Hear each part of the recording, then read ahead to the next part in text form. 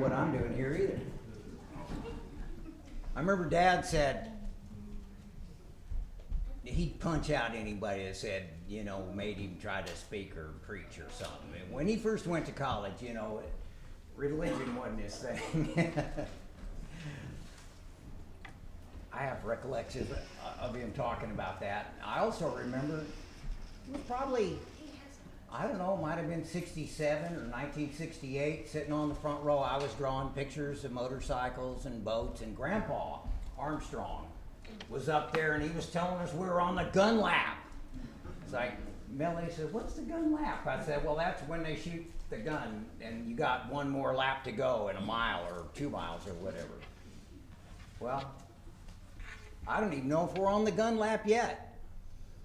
Things are stupid, I know that. I hadn't said a bad word in probably 3 days until I turned on TV. And it was Newsmax, the conservative channel. I guess they got to be fair and balanced, so they got to get somebody on there to explain why the NAACP has decided that black people shouldn't go to Florida. And they had some girl with extensions down to her waist saying that, well, she wanted to go somewhere where she's respected. You got to respect these people. You got to respect these criminals. You got to respect them. It's like, I don't respect them. I don't have any use for them. You watch these whodunit shows on TV, you know, you can't watch fiction. There's enough real life to go around. You don't need to watch fiction. I don't think you need to watch it. But, you know, it's always criminals, mostly criminals preying on criminals. They get mad at each other, and they got guns. You can turn on YouTube and see them dancing around with their guns. That ought to be a crime. Well, no, I don't want to get carried away, but Franklin Graham says it's as if the demons from hell have been released. And I don't doubt that there's some of them up there swarming. You know, I don't want to think about them very much. But I think they're having a field day. Oh, they think they've won. They think that if they show you somebody that's had puberty blockers since they were 12, and they got all the hair and makeup just right, and they photographed her from the perfect angle, if they fool you once, they've won. Oh, if you think that's a woman? Oh yeah, well, I don't care. There used to be, I think it was a margarine commercial on TV, said it's not nice. Some old lady was out beating her car with this, I don't know, palm frond or something. It's not nice to fool Mother Nature. But some of these transsexuals that get killed because they fooled somebody temporarily.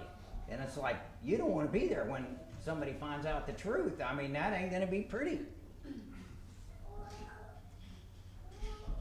I've really enjoyed this trip up here, and every time I make this drive, it's almost overwhelming how God has blessed this country. And yet, we're in the middle of a rebellion, and the highest people, you know, with the highest offices, and that we're supposed to look up to and respect, are on the wrong side of everything. I've been listening to some of these documentaries, biographies on some of the founding fathers. What are the chances that those guys all lived at the same time? You know, I wish we had one of them, or two of them. You know, brilliant men that believed in God and knew where our blessings came from and acted accordingly. I mean, I hope they did. Most of them did. I don't know about Ben Franklin. He talked a good fight, but, you know, they say bad things about him. I don't know. Probably not true. Maybe not true. But when you look at the things that he invented that impact modern life, I mean, it's unbelievable. Police stations, fire stations. Don't get me started. I couldn't list them all. Not even close. There's some men that God has seemed to have his hand on, and maybe they didn't know everything, and maybe they didn't understand all the truth, and maybe they didn't keep the Sabbath, or who knows. But what are the odds that John Adams and Ben Franklin and George Washington, all these guys lived at the same time. And they argued amongst themselves. But I think their thoughts were higher than what's going on now. I don't know who writes the Pretender's script for him. And I don't even think he knows what he's saying half the time. I hope not. I hope he doesn't know what he's talking. Well, I know he doesn't know what he's talking about, but I hope he doesn't. I hope he hadn't thought it through. Because I heard a guy, I thought, a couple of nights ago on TV, and they're not even trying to fool us anymore. The news tries to convince us that half the people is stark, raving mad. I don't run into those people. I live in Texas, and I don't know what's going on with our legislature. Apparently they impeached Ken Paxton yesterday. And he was suing the federal government for I don't know, people saying, I don't know what all. The election was stolen or whatever. He seemed to be on the right side of things, you know, and every time you saw him speak, you agreed with him, or I did. And, well, they got to get rid of him.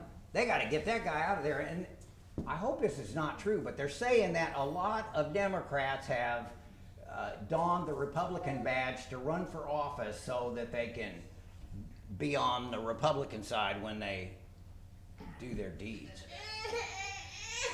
That's pretty sad, all right.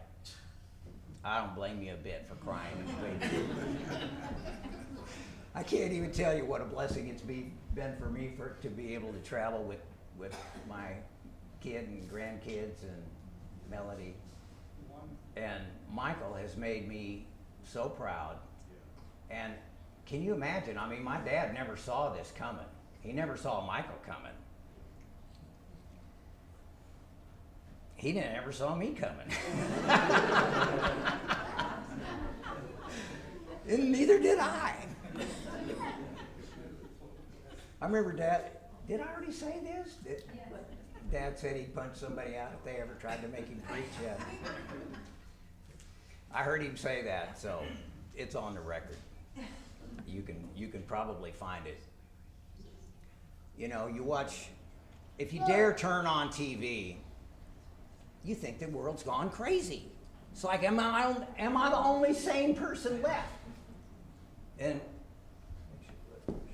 I mean, I turn off the TV in anger and stomp out of the room, oftentimes, because they just try to convince you of stuff you know in your heart of hearts cannot possibly be true. You're trying to tell me that half the country is insane. I don't believe that for a minute. But half the country isn't keeping God's laws either.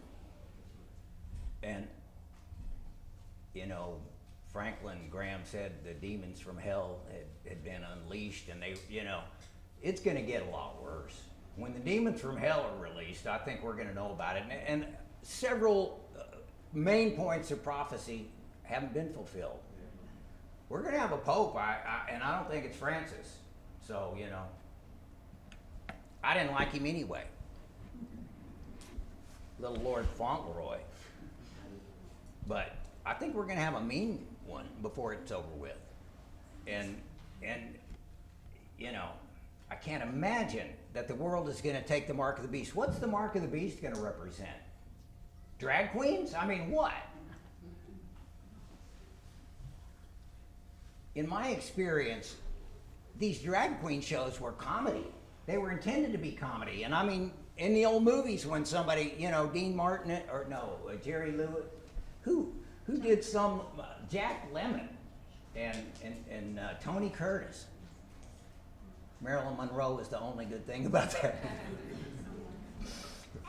She was great. I mean, you know, for that role anyway. It's like, yeah. But now they're saying you have to believe it. Yeah, you have to really believe that you have to admit that men can become women. It's like, I don't have to admit that. That ain't true. And they're trying to force us to admit all kind of things that aren't true.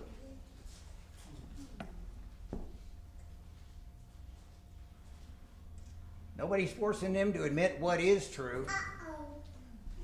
That's, that's right, uh-oh.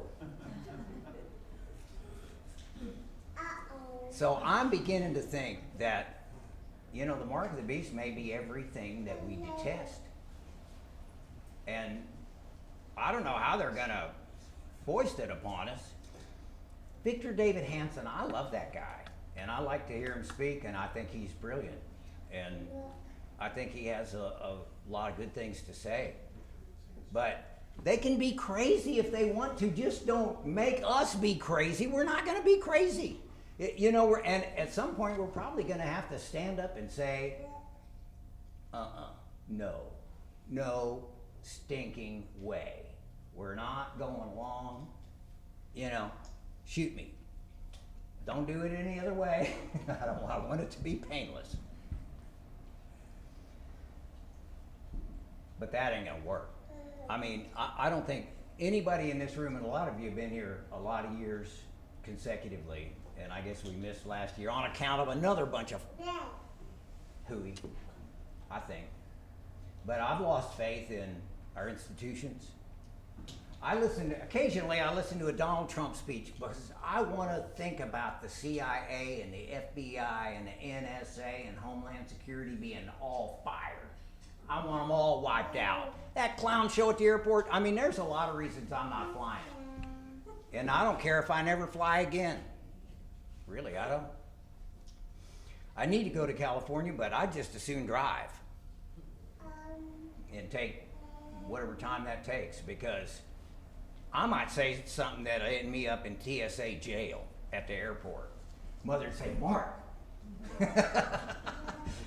Afraid I was going to get us in trouble, you know, and that was before it got this stupid. I saw a brawl, and you know, Chicago is a hub airport. You got to go to Chicago. We used to fly to Chicago to get to Paducah, of all things. But I saw a brawl break out, and it's like, I don't want to be in the middle of that. I don't want to be anywhere around it. I don't even really want to see it on TV. People going around punching each other, and it's like it's a mob scene. Nobody knows who's who or what's what. You can't even make out who are the protagonists. Who's mad at who about what? But they're punching each other. They're down on the floor wrestling. They're pulling hair, and hair extensions are flying across the room. You don't know what in the world. I don't want to be in the middle of that anymore, ever again. And like I said, I'd probably end up in TSA jail, probably for sure, unless I had my mouth duct taped, which might not be a bad idea. But, you know, I can drive to go skiing, or we haven't done that in a long time. I mean, COVID and babies, what's next? We can't go skiing anymore. But I'd like to. You look at the incredible blessings that God has bestowed upon us, and I mean, has He blessed us with incredible, fabulous weather this year? I don't know. I remember a lot of years where you come up here and it's like in 30 seconds you just be drenched. You just get out of the car and try to get to the air conditioning before you melt. And man, now you just want to take the clothes off and soak up the sun. It is just wonderful. When I think of how God has blessed this country, and nothing will convince you than driving from Tyler to here, what blessings we've had.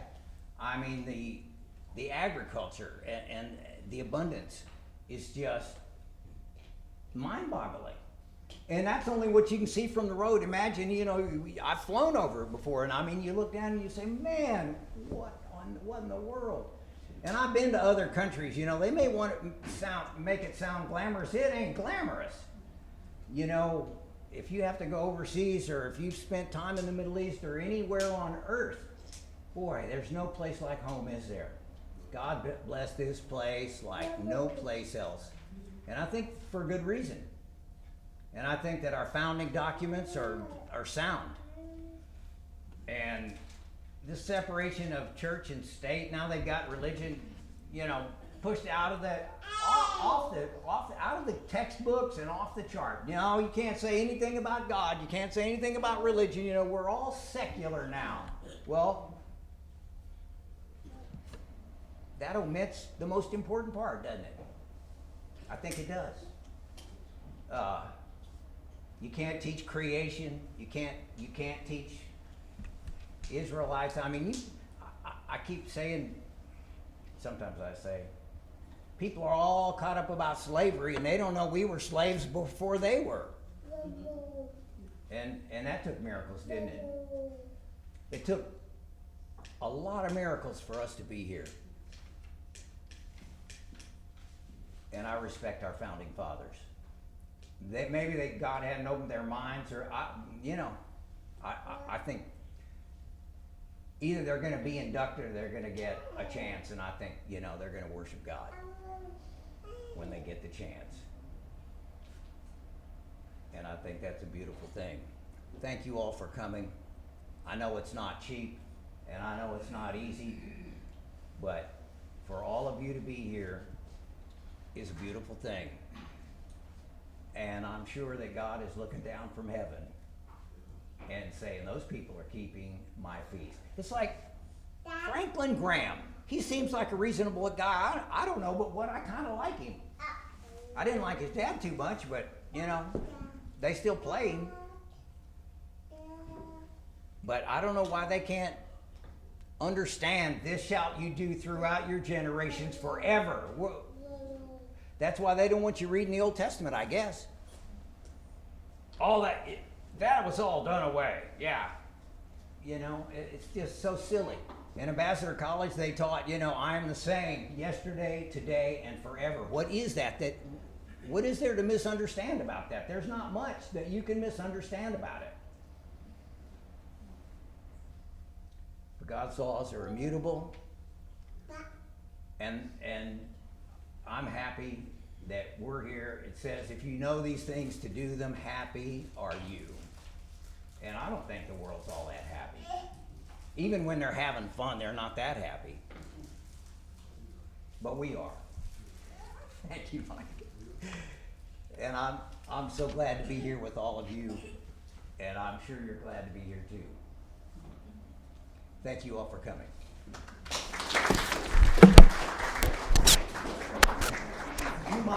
Snacks and things home with you. I guess the battery's down, right? So that means I'll have to get loud. No, I'm just kidding. What an excuse, right? Okay. It's like we're getting plenty of sound on the camera. Well, that's what counts, right? They are completely dead. Okay. Well, see, in the old days, I would say, Satan doesn't want you to hear what I have to say. He's pushing the battery out of the power out of it. The title of this message is The First Ones Chosen of the Blessed. The first ones chosen are the blessed. Jesus said, you have not chosen me, but I've chosen you. He said that, of course, to his 12. Maybe at that time I'd been 11 disciples, but he said to them, I have chosen you. He's also saying that to all of us.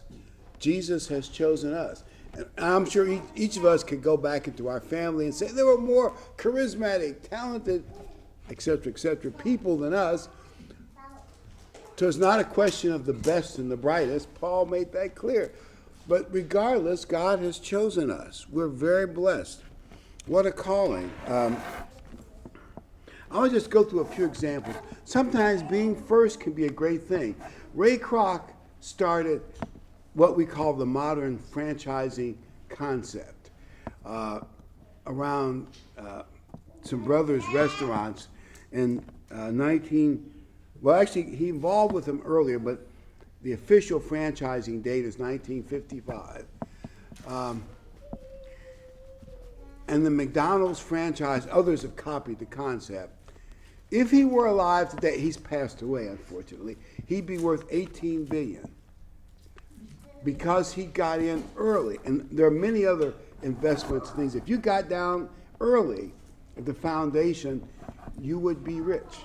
Many McDonald's owners are millionaires now because they got in early.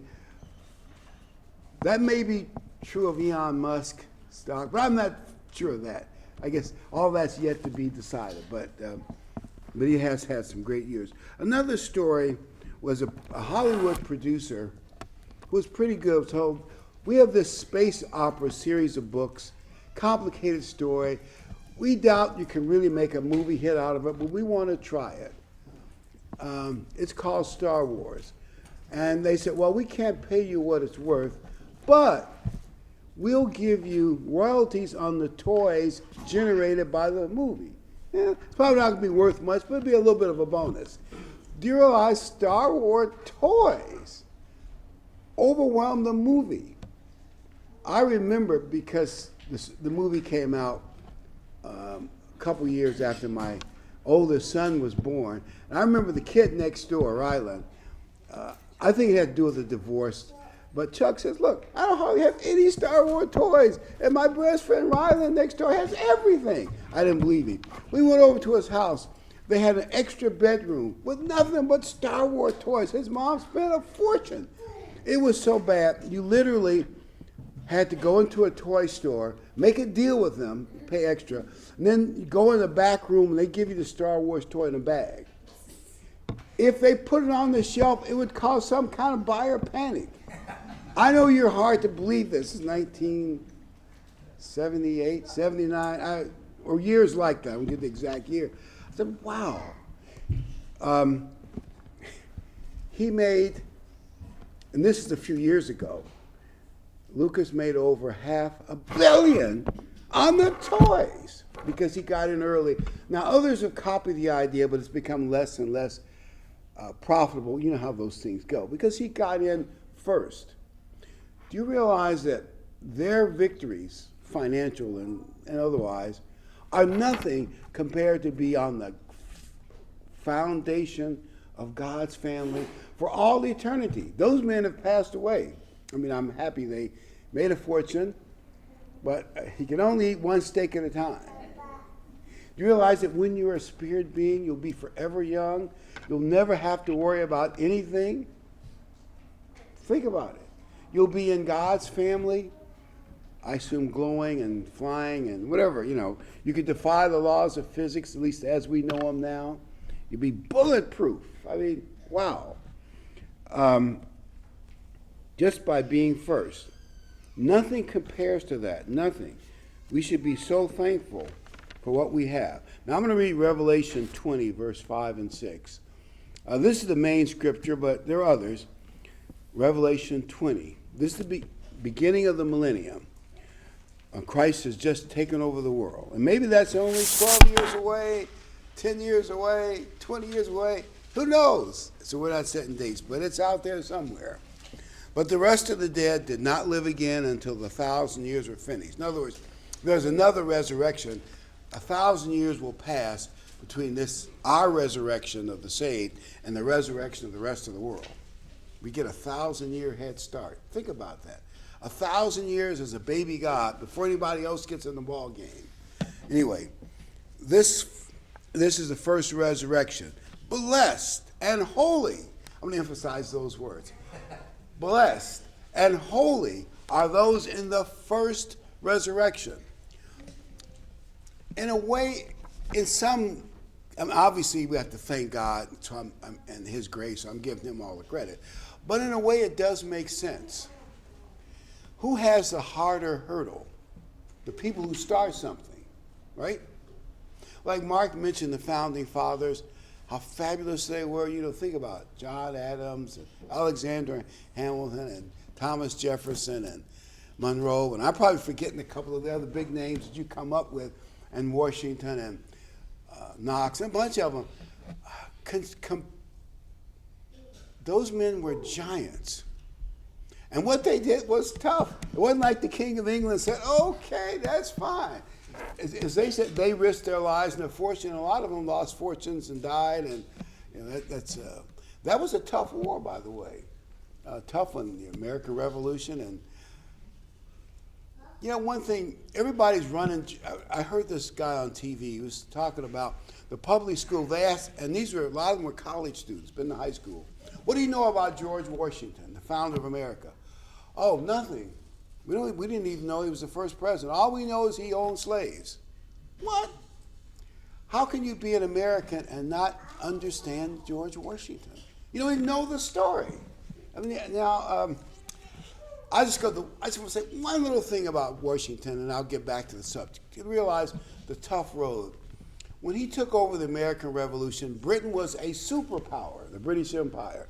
They came with 300 fully, equipped battleships, the whole bit, German mercenaries, and a pretty good army. I mean, in those, standards of those days, with cavalry and all that stuff. And Washington had a bunch of, kind of thrown together militias and not a whole lot. And of course, they chased him out of New York, chased him down New Jersey, defeat after defeat. And he went to that Winter Valley Force where he held the army together, just barely, because a lot of them wanted to desert. They almost starved to death. He, by his own personality and strength, held them together.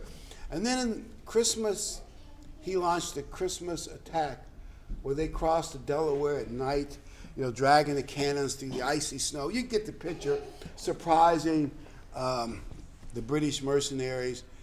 And they knew they'd have a hangover from Christmas, so they knew that. And by the way, the Americans didn't keep Christmas. It was outlawed in most places of America. Christmas did not become popular into America for the most part until after the Civil War, when big-time merchants saw the money value of it.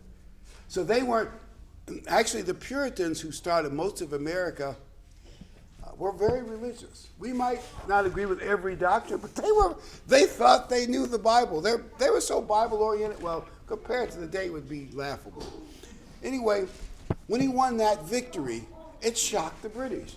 And then he went on, actually fought in Princeton's campus. That's where Princeton University was. He won another victory in Wheeling. It was a lot of military maneuvering, which they made us in ROTC learn all that stuff. But he got to be a better and better general. And all of a sudden, the British panicked and ran back to New York City where they had their fleet to guard them. And 15,000 Americans joined the revolution, and the tide was turned. I'm not saying it was that easy. He had a lot of the bad things. And then at the very end, when they had finally won, and the Continental Congress hadn't paid them, there were a lot of problems, the officers said to Washington, look, we don't like the mess of Philadelphia, Continental Congress. We want to make you king or dictator. Now, you got to put yourself in that time period, 17, I think it was 82, or was it 84? But it doesn't matter. Put yourself, how many men with the army behind them, that was the only power there was, would turn out a chance to be king? Think about it. And then he took off his glasses, and you've seen the scene, and he says, I've gone blind and my hair's turned gray, winning this long, tough war, and now you want to make me another King George? And of course, he talked them out of it. And then when he became president, he's the only one to get every electoral vote in both elections. He could have won a third term. He said, no, I think 2 terms is enough for anybody to be leader of the world. He gave up power for democracy and for the republic. Now, how many men have that kind of courage? I can say a lot of the good things about him, but you get the point. America has been very blessed. We're blessed to be here, and we're blessed to be chosen first. But we're not robots. We have free choice. And so I think we have, just like George Washington had a tougher road and the other patriots in the beginning, we have a tougher challenge than people in the Great White Throne. Now think about if you're in a world where knowledge of God is like water on the bottom of the ocean. It's going to be easy. I mean, relatively. They still have human nature to fight, but it's going to be relatively easy. Everybody else is doing it. The power, the devil is locked away. The power is totally in God's hand. But we have to learn to trust God in basically, to some extent, a devil-influenced society. And God has to learn he can trust us. You see, it's double-sided. We have to trust God that his ways are better than man's ways. We have to trust God that he has our back. And that's not always easy to do. And God has to know he can trust us. I'm going to read Deuteronomy 30:19. I call heaven and earth as witness today against you, that I set before you life and death. Then he says, choose life. God is giving us free choice. You can drop out anytime you want to, and you can live a terrible life anytime you want to, and every day you have a chance to do bad things if you want to. Paul said Paul said you have to get salvation through fear and trembling. In other words, you got to fear your human nature messing up. I mean, you read what he told them. There's no way you can take what he told the Philippians that you're like many churches, once saved, always saved. In this society, you can fall away. The adversary wants us to sell our stock cheap, to give up this wonderful opportunity. So you can be popular in the world. John 11:47. John 11:47. Then the chief priests and Pharisees gathered a council and said, what shall we do? For this man works many signs and wonders. And if we let him alone like this, everyone will believe in him. Now, the political stuff they said after that, I think, was just them saying it for purposes of their own. They were jealous. And you can almost see it. Even Pilate recognized they were jealous of Christ. Now, you got to look at it from their carnal point of view. They had their own little academies where they train rabbis. And here comes a guy who knows more than they do. Every time they try to put in a test question to challenge him, he makes them look like fools. He really understands the Bible. He's performing miracles. He was like the Elvis of his day. By that I mean, if you remember the old stories, Elvis couldn't go to a mall without, the word would get out and they'd have panic. Actually, that happened to one famous football player. He was at a mall, it's a long story, and even after he left, people on their phones said, so-and-so's at the mall. They were swamped with thousands of people wanting autographs. In other words, the mobs and crowds were so great, Christ had a hard time moving around. Think of that popularity. They didn't do that for the scribes and Pharisees and the Sadducees. Boy, they were so jealous. It's like they were green with envy. And I think that's one of the things God does not like. God does not like greed and envy. I'm not saying that any of us have got a corner on resisting it. And I know it's easy to say, because when I was a kid, I had neighbors that had more stuff than I did. I won't go into that now because you probably heard me say it before. But it's always, look at what he's got and I don't have it. I used to hate Christmas because they got all that stuff and I got underwear. Can you imagine opening a package of underwear? Oh, yeah, thanks. I know you've heard all that before. But greed and envy is natural. I understand it.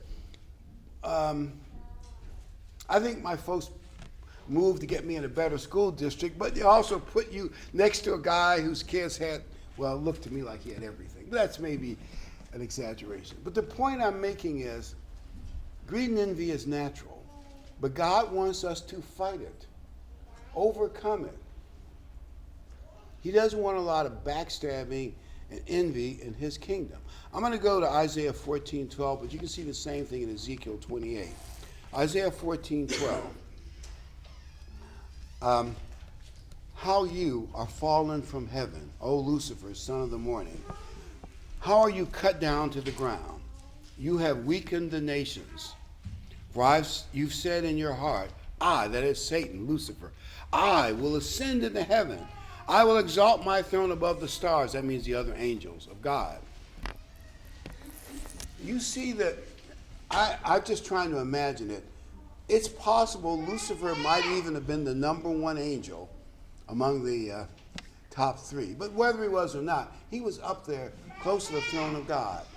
And often that's how rebels work. They're close to the top. And Lucifer, let's be honest, if the Bible is correct, he is beautiful. He is bright. He has great music, brilliant mind, powerful archangel. And one day it went to his head. He was saying, I want to be like God. I want to be God. And I think he's going to be worshipped through the beast. If you look at Revelation 20, Satan wants to be worshipped. And the thought occurred to him, aren't I just as good as God? He started envying the power that God had. God does not like that. We're not going to get in his family if we get in any attitude like that. Sudden jealousy hit him. And I'm reading further. I will sit on the mountain of the congregation on the farthest side to the north. I will ascend above the heights of the clouds.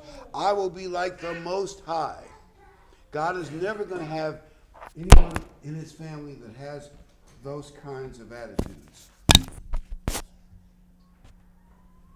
I think I just lost a microphone.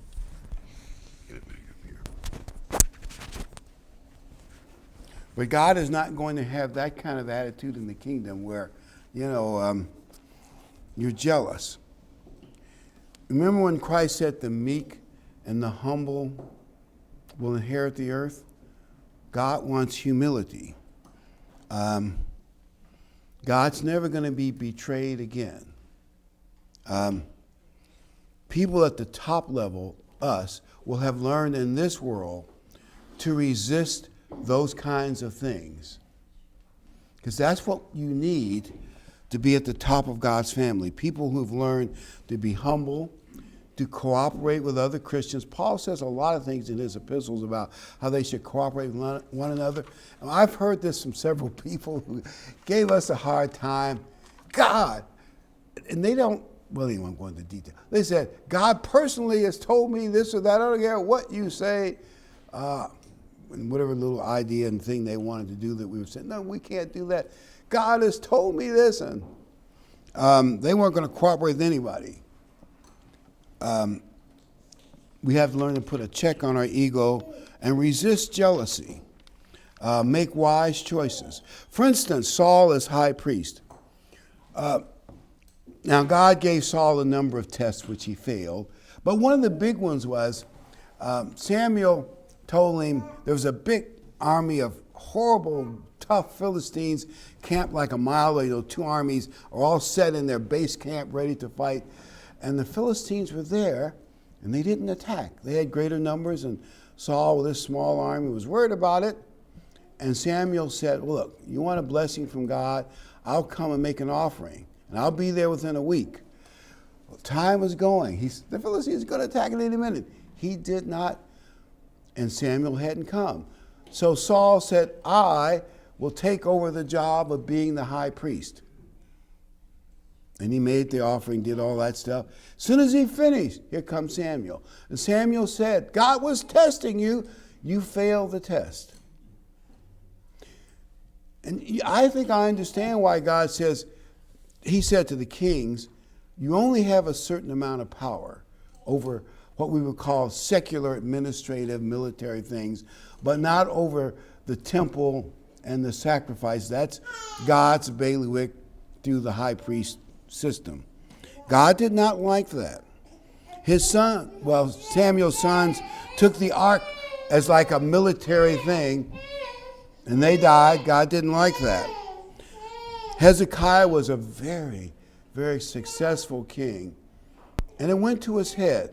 One day he marched into the temple, marching up the steps, to the holy place. I'm going to make the offering. And the high priest said, no, you're not allowed to do that. He said, I'm a king. I see you try to stop me. All of a sudden, he felt his forehead, leprosy. And then, of course, he ran out of the temple as fast as he could get. Now, God did forgive him, but he maintained leprosy the rest of his life. He had to rule through his son. My point is, God does not like people that want to usurp, especially theological power that's not appropriate or given by God. I know that's a touchy subject. People say, well, it's up, who's this to decide? Well, I would just say, I'm going to put yourself in a situation that God might think of. And maybe it's not like this. But let's say if the universe is near endless, which it almost appears to be, because they have these telescopes and they put them on a little spot where they didn't see any light, and they let some film on it, leave it for a week. And then they'd see, wait a minute, There's a whole bunch of galaxies out there so far away it took a long time for the film to develop on those telescopes from outer space, the Hubble. In other words, the universe is bigger. It's so big they can't even see the end of it. It takes vast amounts of time for the light to even get to us. So let's say if the universe is near endless. I realize nothing is endless to God, but it's still big. And we're way out there somewhere.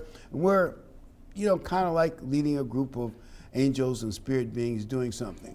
God can trust us not to say, hey, I'm out here by myself. I think I'll make myself God in this. We're not going to get carried away.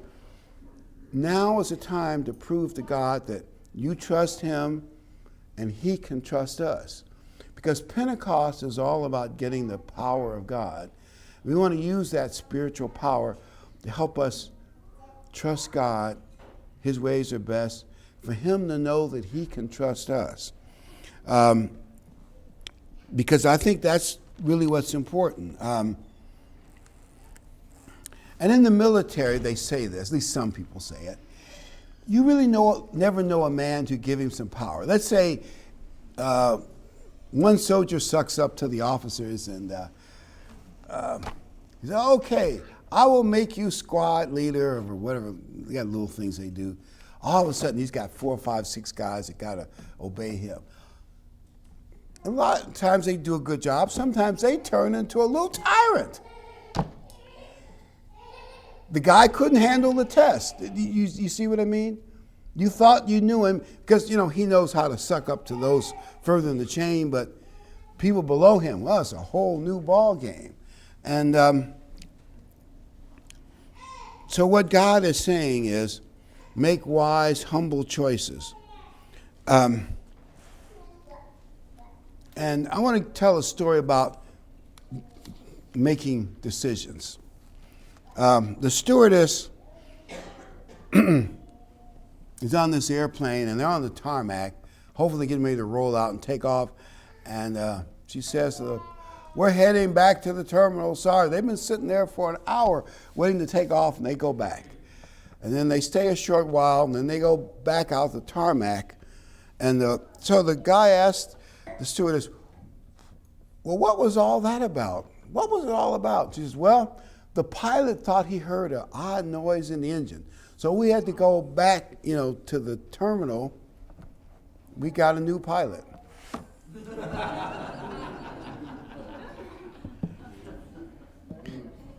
That's what I call the wise decision, right?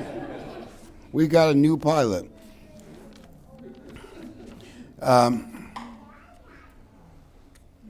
That's a wrong-headed. And we have to learn to make wise decisions. Let them know God can trust us.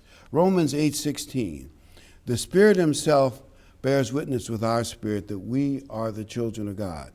And if, I'm emphasizing the word if the children then heirs of God and joint heirs of Christ, if indeed we suffer with him that we may also be glorified together. If you're a Christian in this age, you will suffer some. You get criticized by relatives.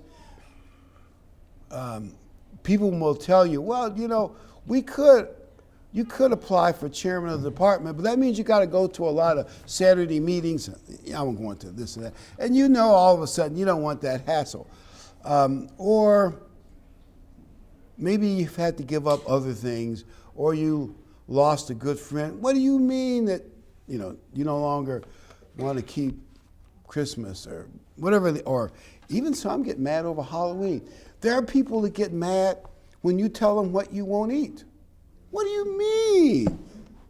I know that sounds funny now, but there are people who, and some people are triggered. You say something conservative, it triggers them and they get all bent out of shape. Where are you getting all these ideas from? That's the world that we live in. So we have to suffer a little bit with Christ, although in all fairness, we haven't really suffered all that much, have we? There may be a few exceptions in here. You have suffered a lot. But most of us haven't suffered all that much. Paul even said that. Some people said, you haven't really suffered that much. Now, Paul suffered. You have to read 2 Corinthians, all the things that Paul went through. I almost think the higher you go and the more special you are, although it varies, you'll suffer different kinds of things. Like Elijah had to run for his life. Now he died in peaceful retirement, so I'm not saying he was martyred, but they were out to get him quite a bit of the time. And some prophets had it easier than others. It varied. Jeremiah wasn't martyred, but he was in jail, and apparently even Jeremiah's own relatives were heavily criticized him and plotted against him. How do you like that? I assume cousins and uncles, the way it's written up. He didn't give a lot of specifics, but his own relatives plotted against him because he was telling them stuff that they didn't want to hear. They didn't want to hear it. So we have to trust Christ. And whatever it means, make good choices. Show cooperation with others. Resist jealousy, lust, and greed for power. 1 Corinthians 15:20, my last scripture. Always makes kids happy. It's the last scripture. I'm afraid to say, when the speaker looks at his watch, what does it mean? Absolutely nothing. 1 Corinthians 15:20. But now Christ is risen from the dead and has become the first fruits. We are the first fruits of those who have fallen asleep. For since by man came death, by man also came the resurrection of the dead. Verse 22. For as in Adam all die, even so in Christ all shall be made alive. And God will do that, but in a certain order. We're the first, and then the vast majority of the rest of the world comes 1,000 years later. For even so in Christ all shall be made alive, but each one in his own order. Christ the first fruits, afterwards those who are Christ at his coming. That's us. All you have to do is hang on till Christ gets back. Now, it may not be as easy, and maybe, I speculate, I could see this happening, especially those that are a little younger now. You might have to go to places of safety at some point and live a more rudimentary life. No mint chocolate chip ice cream anytime you want it. And maybe a lot of other things you'll have to give up for a few tough years. But it's going to be more than worth it. Show our appreciation for our calling as part of the first order. Show our trust in Jesus Christ. Show Christ he can trust us. So when he puts us in leadership's position, because we'll be kings and priests in the world tomorrow, he can trust us for all eternity.